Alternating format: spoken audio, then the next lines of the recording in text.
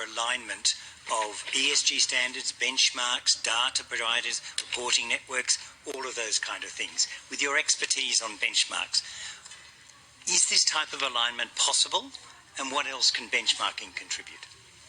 Thanks, sir.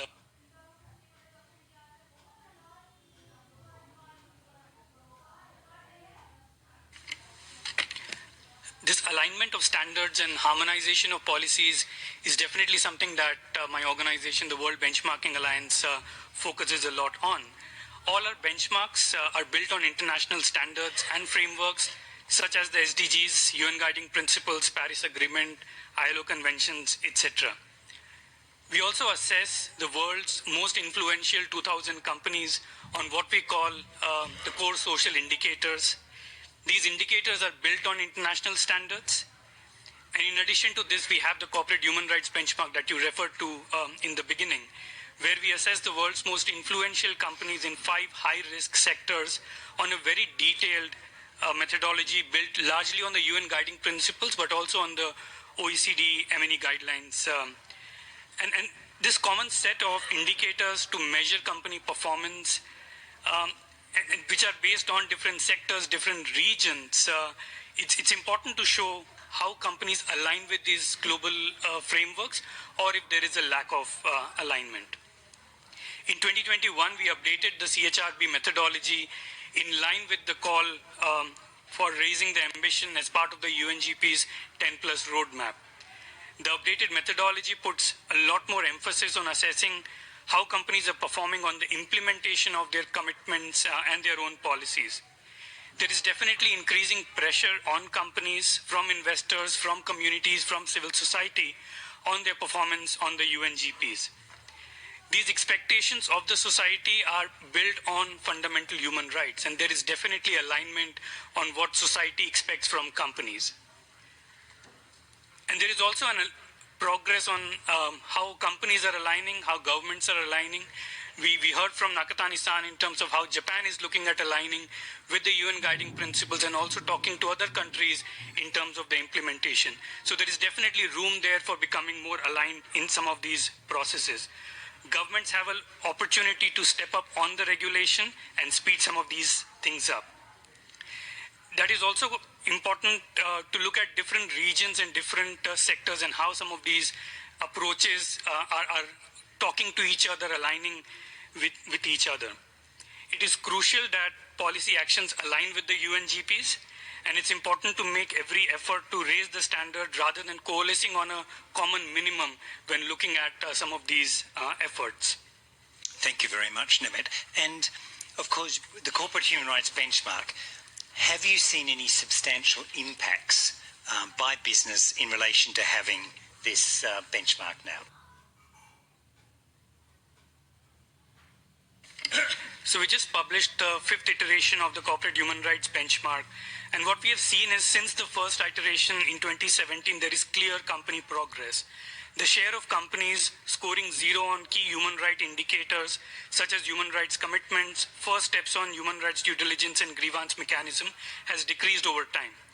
Despite the methodology changes and we have raised the bar on expectations from companies, we have seen 66% of food and ag companies, 65% of information and communication technology companies, and 57% of automobile companies have improved their scores on these indicators since included in the CHRB. These findings are definitely encouraging, but the pace at which things are improving on these key aspects of respecting human rights is still too slow, and this was referred to by other speakers as well. Embedding human rights within companies remain a major challenge. Score improvement show that there is clear momentum for corporate respect for human rights, and definitely regulatory action can improve the much needed push to change things more rapidly. We have also found that elevating human rights responsibilities to the board and senior management level correlates with better action on human rights due diligence. We found 66% companies committed to engage with affected stakeholders, but they failed to disclose how they engage at various phases of their operations. We also found 33% of companies put human rights expectations on their suppliers, but only 2% assess issues with the suppliers and report progress. We also compared progress of automobile companies on our climate benchmarks, on the just transition benchmarks, and the human rights benchmark.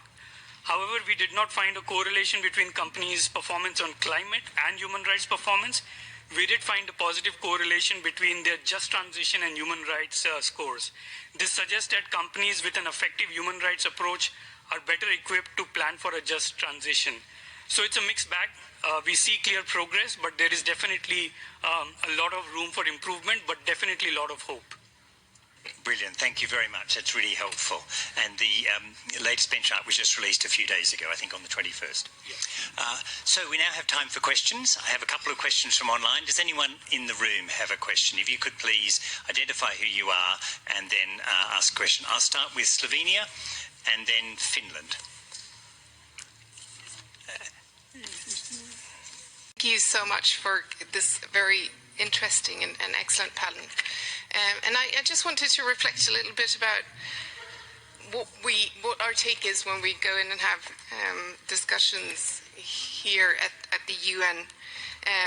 We know that these are difficult times. We're talking about post-COVID challenges. We have increased poverty gaps. We have weakened democratic institutions, increased threats towards human rights and environmental defenders. We haven't even started to breach the issue of corruption and what is happening with that. Less resilience of global value chains. But at the same time, there is reason to be optimistic because we do see an incredibly increased awareness. We do see increased transparency due to digitalization and the possibility to use digitalization to increase transparency in the global value chains. We see a lot of different initiatives coming in different regions. We have spoken of the mandatory due diligence legislation, but we also have transparency legislations coming up when it comes to sustainability reporting, not only in the EU, but many other countries.